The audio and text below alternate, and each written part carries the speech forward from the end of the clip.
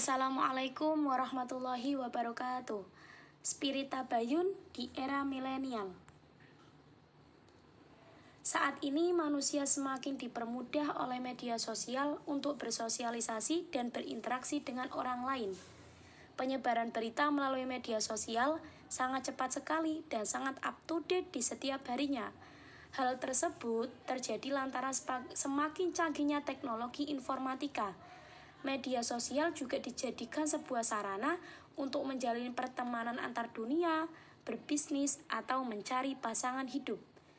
Banyak informasi yang kita dapat dari media sosial, karena media sosial itu tidak hanya sebagai media informasi yang cepat, tetapi juga media komunikasi jarak jauh. Informasi yang mudah sekali didapat melalui media sosial, selain dapat membantu untuk menerima, memberi, atau meneruskan informasi, tetapi akibatnya adalah akan terjadi ledakan informasi yang tidak bermanfaat daripada informasi yang bermanfaat. Kemudian, hal tersebut terjadi lantaran pengawasan yang lemah dalam penggunaan media sosial dan internet yang menjadikan siapapun bisa menyebarkan berita dengan mudah di sana. Melihat kondisi sekarang, teknologi yang semakin maju, tidak sedikit pula dari kita yang asal-asalan dalam menerima suatu berita. Dan parahnya, mungkin berita tersebut langsung disebarluaskan tanpa tahu kebenarannya. Untuk itu, kita harus tahu bagaimana bersikap tabayun di era milenial seperti saat ini. Makna tabayun. Lafaz tabayun itu berasal dari fi'il madhi tabayyana, yang maknanya adalah berakar, dari akar kata jelas. Tabayun secara bahasa bermakna mencari kejelasan tentang sesuatu hingga jelas dan benar adanya. Jadi, bisa dikatakan tabayun yaitu sebuah upaya untuk mencari kejelasan dari suatu berita terkait kebenaran dari faktanya secara seksama dengan penuh perhatian. Tabayun merupakan hal yang menarik dan relevan dalam mengatasi persoalan yang terjadi saat ini, khususnya dalam hal penggunaan media sosial. Sadar atau tidak sadar, terkadang kita itu menyakiti hati orang lain di media sosial.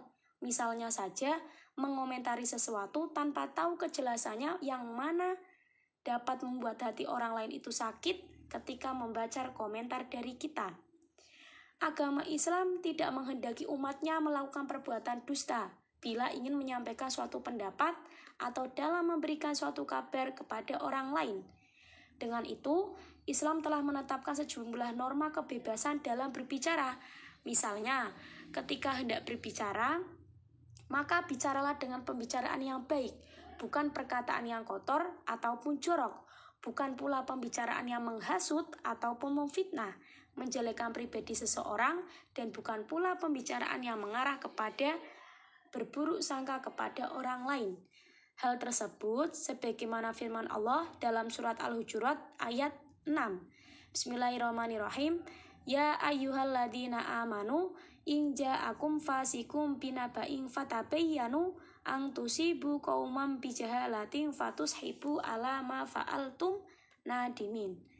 Dalam surat Al-Hujurat ayat 6 sudah jelas dan dapat dipahami bahwa Allah menyuruh hambanya untuk bertabayun dalam menerima sebuah informasi yang kita dapat, yakni mencari, membahas, mengetahui, mengenal, menggali, dan memeriksa, serta tidak terburu-buru dalam menerimanya. Kemudian, spirit tabayun itu menurut saya harus diterapkan sejak dini. Perintah untuk bertabayun sudah jelas dalam Quran surat Al-Hujurat ayat 6.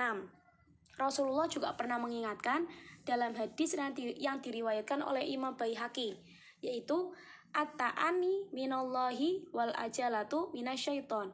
Kehati-hatian adalah datangnya dari Allah, sedangkan tergesa-gesa itu datangnya adalah dari setan. Menurut saya, spirit tabayun itu sudah harus diterapkan sejak dini. Generasi milenial yang kebanyakan dari mereka adalah para pengguna media sosial yang mana secara umum kurang mampu dalam memilah suatu informasi. Dewasa ini nampaknya telah terjadi kecenderungan pengguna internet yang mana sering mengesampingkan nilai-nilai moral dan etika dalam berkomunikasi dan menyebarkan informasi secara suka-suka di media sosial. Tentunya, hal tersebut harus menjadi perhatian khusus bagi kita, terutama bagi para orang tua yang sudah memperbolehkan anak-anaknya untuk bermain gadget tanpa adanya pendampingan secara khusus.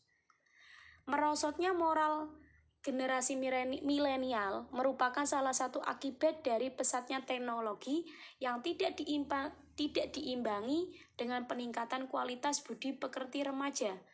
Melihat realita yang ada di sekitar kita, keberadaan pendidikan teknologi informasi yang berwawasan Qur'ani seyogyanya dapat diintegrasikan dalam bingkai Al-Quran oleh generasi milenial sebagai suatu langkah yang solutif untuk menjaga stabilitas sosial yang berwawasan Al-Quran. Bahkan, eksisnya itu akan diyakini menimbulkan dampak yang positif terhadap generasi penerus bangsa dan agama. Saat ini, kita yang hidup di era milenial berhadapan dengan kemajuan teknologi yang berkembang dengan sangat pesat, serta berada dalam percaturan dunia yang mana ditandai dengan berkembangnya sikap dan gaya hidup yang modern. Maka dari itu, peran agama sebagai pengendali sikap dan perilaku dalam kehidupan manusia mampu sebagai landasan. Etika, moral, dan spiritual masyarakat suatu bangsa dalam melaksanakan pembangunan nasional semakin penting dan menentukan moral yang baik. Dalam tafsir Al-Misbah karya Muhammad Quraish Shihab, beliau menafsirkan surat Al-Hujurat ayat 6, dijelaskan bahwa banyaknya orang yang mengedarkan informasi atau isu bukanlah suatu jaminan kebenaran informasi itu. Banyak faktor yang harus diperhatikan dalam menerima suatu berita. Lafadz fatabayyanu itu yang bermakna maka telitilah dahulu. Imam At-Tabari memaknainya dengan makna endapkanlah dahulu sampai kalian itu mengetahui kebenarannya dan jangan terburu-buru dalam menerimanya. Syekh Al-Jazairi berpendapat, telitilah kembali sebelum kalian itu berkata, berbuat, dan menvonis suatu perkara. Banyak faktor yang harus diperhatikan dalam menerima berita.